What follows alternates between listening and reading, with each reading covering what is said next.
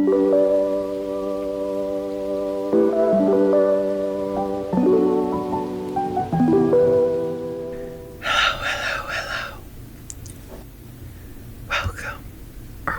back. In this video, I'm going to be doing the next round of TBR Bingo. If you haven't seen the first videos, I'll have them linked in the cards. I have 24 spaces for prompts, with the free middle space being used as a mood read space. I'm going to pick the prompts at random out of a select group of prompts. If you have any ideas, please put them in the comments. When I get a bingo, I get a token, which means I can buy a book. And when I get the Four Corners bingo, I get half a token. I also get tokens for every 10 books I read, and every 12 bingos I get. Another way I can get tokens is by completing readathons. Have a one for a week long, one for a month long, and a half token every 3 months for the year-long readathons. Each book can only fit one prompt, with the exception of 1 or 2 prompts. After the 3 months are up, I replace every crossed out prompt and leave the ones I didn't end up completing. Hopefully that all makes sense. If not, ask questions in the comments. Let's go through how it went the last 3 months. Starting with the stats. I read 9 books in total. 2 in April, 3 in May, and 4 in June. In terms of the amount of pages, I read 2,947. 785 in April, 595 in May, and 1,567 in June, which is an average of 32.38 pages per day, and about 327.5 pages per book. My average rating was a 3.44. I had 5 3 stars and 4 4 stars. In terms of format, I read 5 ebooks and 4 physical books. In terms of genres, I read 1 dystopian, 2 mystery thrillers, 1 romance, and 5 fantasies. I read 5 young adult and 4 adult books. I read 4 standalones, 3 first in a series, 1 series I continued in, and I reread a book in a series. And finally, in terms of authors, I read from 9 authors. 4 I read from before, and 5 were new to me. As always, I have done monthly wrap-ups in shorts for all 3 months, linked below. Starting off this quarter with The Ballad of Songbirds and Snakes, the 4th Hunger Games book by Susan Collins, a 4-star. This delivers everything I expect. Intense teenage love, relentless violence, and a chilling look at the power of media. With Snow and the other characters always conscious of how they appear on screen, and using ruthless tactics without hesitation. This book left me amazed, heartbroken, and honestly, a little obsessed with its darker world compared to the originals. I thought the story was gripping, thought-provoking, and masterfully done. I use this for the 5-star author prompt. Also used for both April buzzword prompts. Animals, both in the title and on the cover. Next was the first in the Lady Hardcastle mystery series by T.E. Kinsey. A Quiet Life in the Country, a 3-star. While the crime at the heart of this book isn't especially original, this had me laughing. I absolutely love the banter between the lady and her maid. It's genuinely funny and makes me want to keep reading more of the series. The characters fit the era and setting perfectly, and overall, I found this to be an effortlessly enjoyable, light read, perfect if you're looking for a break from heavier, more emotional novels. Admittedly, the mystery itself didn't really hold my attention, and I wasn't too invested in who did it or why, but the charm and humor of the characters more than made up for it. I used this for the 2019 or before release prompt. Then I read Gallant by V.E. Schwab, a middle-of-the-road 3-star. I have mixed feelings about this book. The writing is great, and I absolutely love the gothic mystery atmosphere, especially the vivid characterization of the old decaying house, which I can easily imagine as a movie. However, as I kept reading, I found the story lacked enough complexity and momentum to really hold my interest. The plot felt repetitive, with the main enemy introduced too late, and their motivations not explored deeply enough. While there's nothing exactly wrong with the book, it just felt a bit lackluster and didn't quite live up to its initial potential, leaving me a little disappointed overall. I used this for the standalone prompt. Then, with another 3-star, was Not Too Bold by Hashe Whale. This book was definitely weird, in a good way, but I actually wished it had leaned even more into its own craziness instead of holding back at times.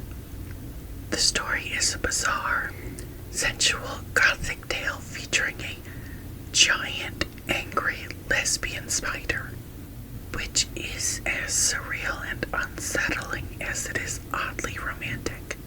It's a quick, compulsive read with great vibes, and while I flew through it and would recommend it if you're in the mood for something odd and sapphic, I did find myself wanting just a little bit more by the end. I used this for the pretty cover prompt, also used for the May buzzword title prompt, 2 or 2.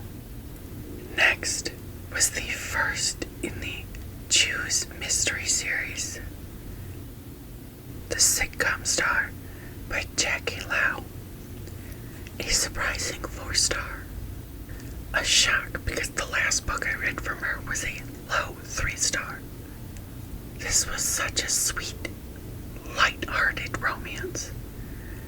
Definitely not a long or deep book, but that's part of its charm.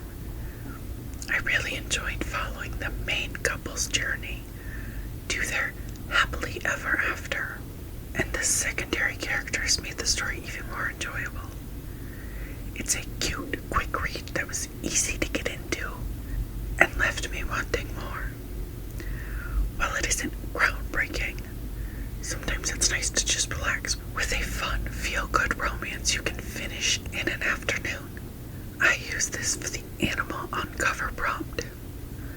Also used for the May buzzword cover prompt, eyes. Over a camping weekend, I read Divided Fire by Jennifer Sanfilippo, a 3-star. Overall, I found this book to be a mixed bag. The plot felt really rushed, with challenges being solved almost instantly, and rarely any real consequences or stakes for the characters' actions. There were so many minor characters that I honestly couldn't keep their names straight, and too much was introduced too quickly. Some plotlines wrapped up neatly, while others were left with big question marks. I did enjoy aspects, especially the magic system, though I wish there had been more explanation. But the characters were hit or miss for me. While it wasn't the worst thing I ever read, and there was definite potential, a lot of it just missed the mark. I used this for the TBR jar prompt. Next in that weekend was Elysium Girls by Kate Pentecost. Another 3 stars. I was really excited for this book because the premise, a magical retelling set in a dark, overlooked era of American history, sounded fantastic, and I loved the mix of Western vibes, witchcraft, and steampunk. This had some truly amazing ideas, and the world was fascinating.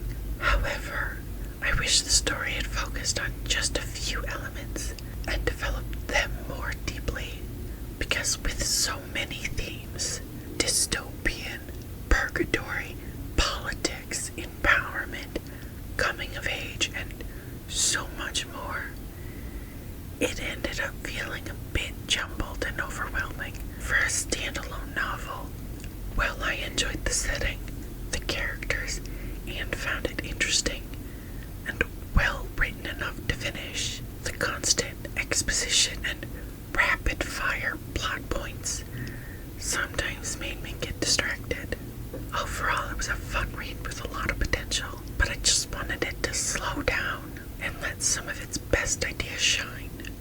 I used this for the last letter first letter prompt. Started on the way home from that trip was European Travel for the Monstrous Gentlewoman by Theodora Goss, a 4 star. I have to agree that this book didn't really need to be over 700 pages. It's definitely a long read. While the fast-paced and abundance of action kept things moving, I still think the story would have benefited from being a bit shorter, especially since some of the detailed descriptions could have been trimmed down. I admit to skimming a few sections. I also found some of the plot reveals a little too convenient. While the book is self-aware enough to poke fun at itself for it, that kind of lamp shading doesn't always make it work within the story. Still, I really like the premise of the series, especially the way it brings together a cast of characters inspired by classic Victorian and Gothic tales. I used this for the reread prompt. Last read of this quarter was the first in the Dorothy Gentleman series, Murder by Memory by Olivia Waite. A welcomed 4 star. I absolutely adored this book. It's beautifully heartfelt and incredibly immersive, with thoughtful conversations about autonomy and community. I'm obsessed with this cozy adjacent sci-fi murder mystery vibe, and the world building packed into such a short novella is seriously impressive. This story is fun, though I do wish it had lasted a bit longer, because I flew through it so quickly.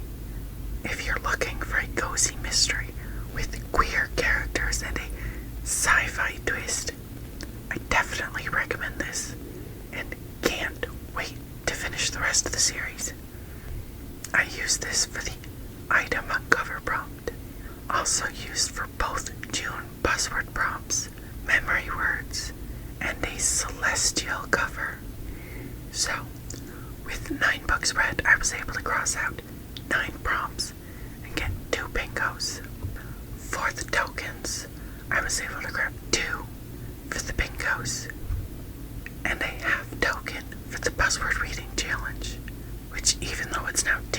still counting as one challenge for this year, which gives me 2.5 tokens for the last 3 months. I ended up using 6 tokens, getting some books in. The Legacies by Jessica Goodman, a mystery thriller young adult.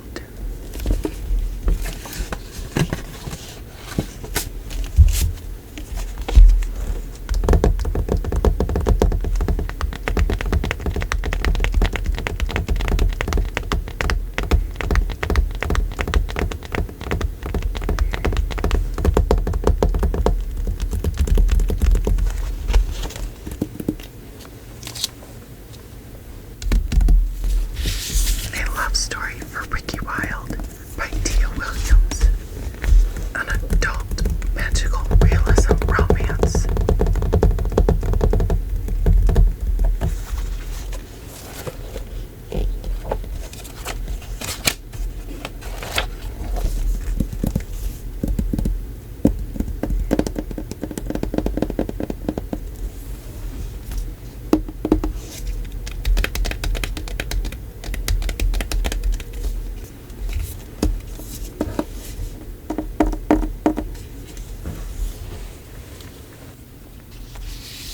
Enchantée by Greta Trellis, a young adult historical fantasy.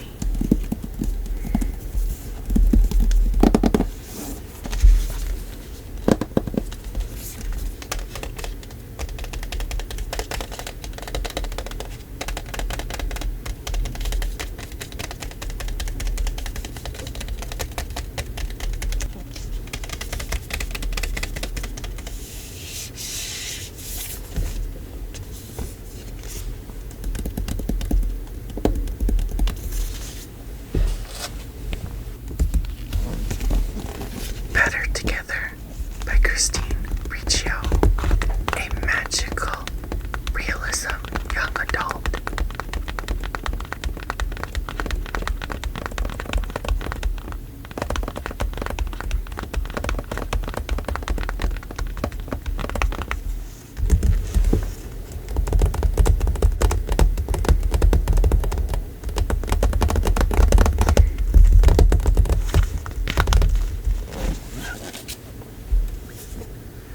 Chosen Ones by Veronica Roth, a science fiction dystopian young adult.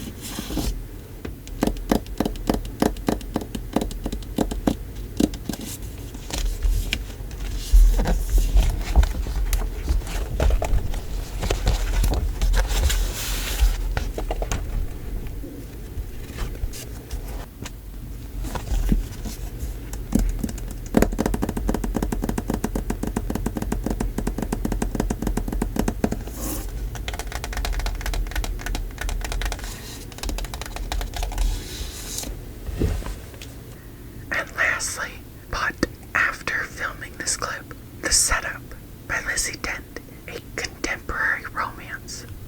Now, let's remove those crossed off prompts and get some new ones up. Alright, we need 9 prompts to go with the 15 from the last board. First up is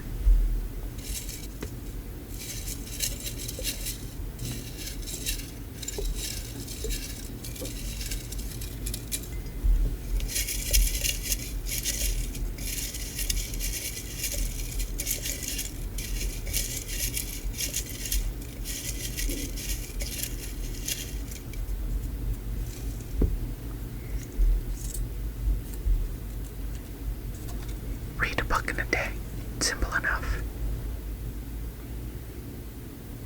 Second prompt.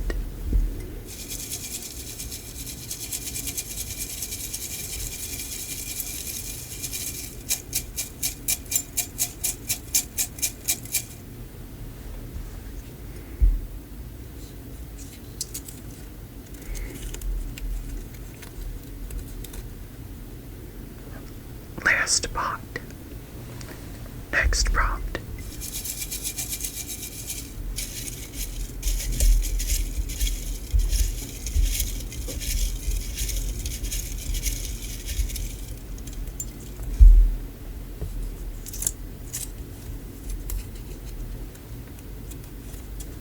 number of pages.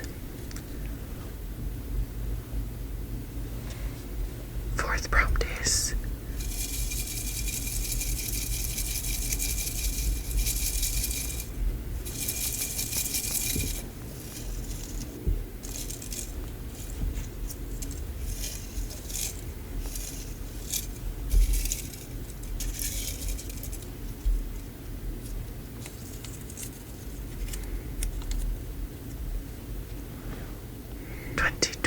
release. Our fifth prompt is going to be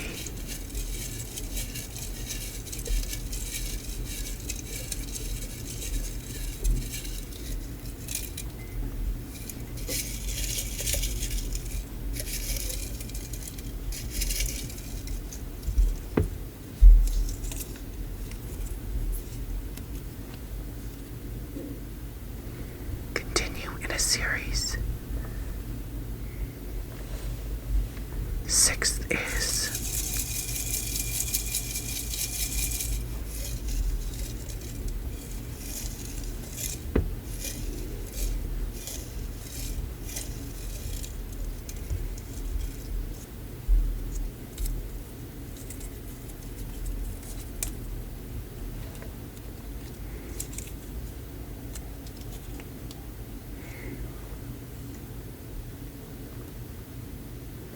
a book on a booktuber's favorites from last year.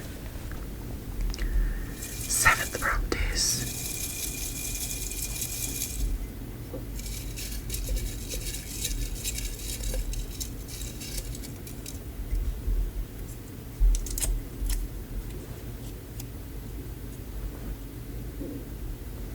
highest rated. Eighth prompt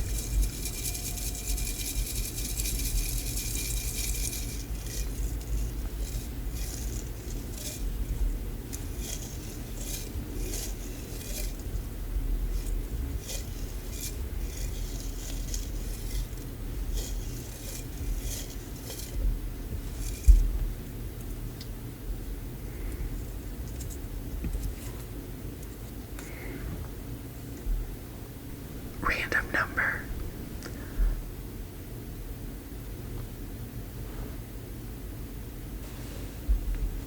Last prompt to go.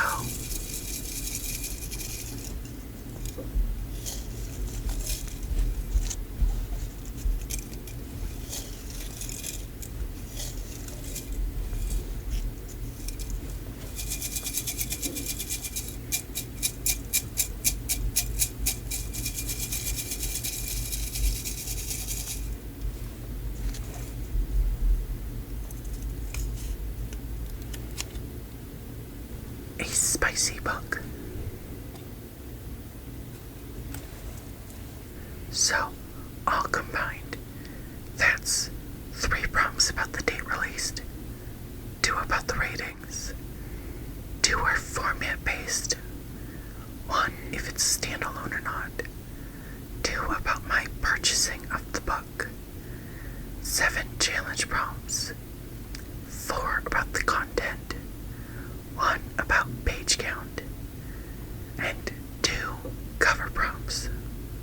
Along with the bingo prompts, I have the next 3 months of buzzword prompts. July is punctuation for the title and technology for the cover. August is the word with for the title and transportation for the cover. And September is events for the title and foliage for the cover.